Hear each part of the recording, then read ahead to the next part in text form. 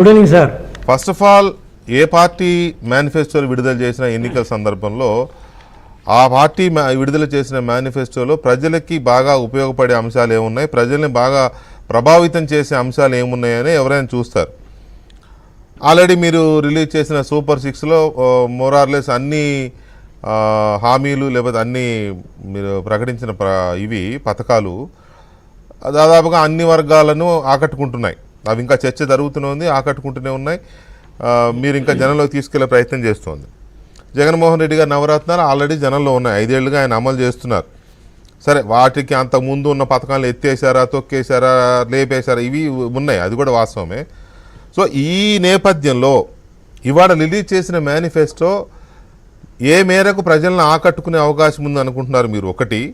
రెండోది, ఏ మేరకు మీకు పోటీ అవుతుంది అనుకుంటున్నారు? రెండోది. గుడ్ ఈవినింగ్ వెంకటేశ్వర గారు. నమస్కారం.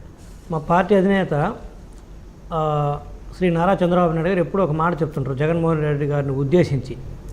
ఏంటంటే, జగన్మోహన్ రెడ్డి గారికి సంపద సృష్టించడం చేత కాదు, కంపెనీలు తీసుకొచ్చి రాష్ట్రానికి పన్నుల ద్వారా ఆదాయం పెంచడం చేత కాదు, పరిపాలన చేత కాదని ఎప్పుడు చెప్తుంటాడు ఆయన.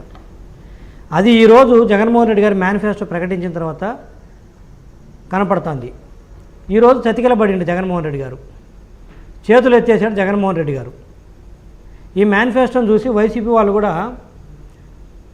2 చేతులు జోబులు పెట్టుకొని ఎక్కడెక్కడో తిరుక్కుంటున్నారు. సరే, రేపటి నుంచి ఎలివేషన్ స్టార్ట్ అవుతుంది, వేరే విషయం. ఏంటి, అన్న చెప్పితే చేస్తాడు, అందుకని చెప్పాడని చెప్పేసి రేపు పొద్దు నుంచి ఎలివేషన్ స్టార్ట్ అవుతాయి. ఎంత చెప్తే ఎంత చేశాడో మనందరికీ తెలుసు. 2014-19 మధ్యలో ఇంకా వీళ్ళు ఎలివేషన్లు ఇస్తే ఆంధ్రప్రదేశ్ ప్రజలు నమ్మటానికి ఇంకా ఎవరు చెవులలో పూలు పెట్టుకోలేరు. ఇలా ఎలివేషన్లు ఈయన పెద్ద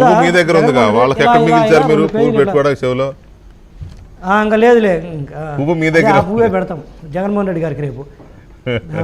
ఇలా ఇలా ఇలా ఇలా ఇలా ఇలా ఇలా వెంకటకృష్ణ గారు 2 పేపర్లు 2 మేనిఫెస్టోలు పెట్టుకుంటారు. 19 అంతేనా?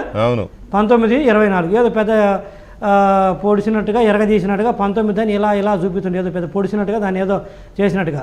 గఫూర్ గారు 2019కు ముందు జగన్మోహన్ రెడ్డి గారు 731 హామీలు ఇచ్చి అందులో పూర్తిగా నెరవేర్చిన 21 హామీలేను, మిగతా హామీలు నెరవేర్చలేదు. ఇది మొత్తం 80% నెరవేర్చలేదు. మరి ఇలా ఇలా ఇలా ఎందుకంటాడు? ఏదో పెద్ద ఎరగదీసినట్టుగా 100% హామీలు నెరవేర్చినట్టుగా 99% చేశాడంట.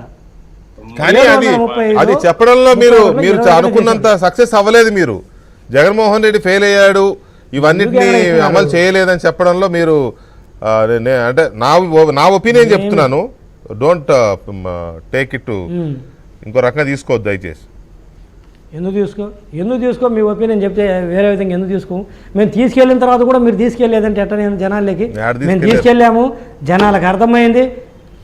మద్యపాన నిషేధం చేస్తానని చెప్పాడు, చేస్తానని చెప్పి నాసిరకం మద్యం అమ్ముతూ లెక్కర ధరలు పెంచి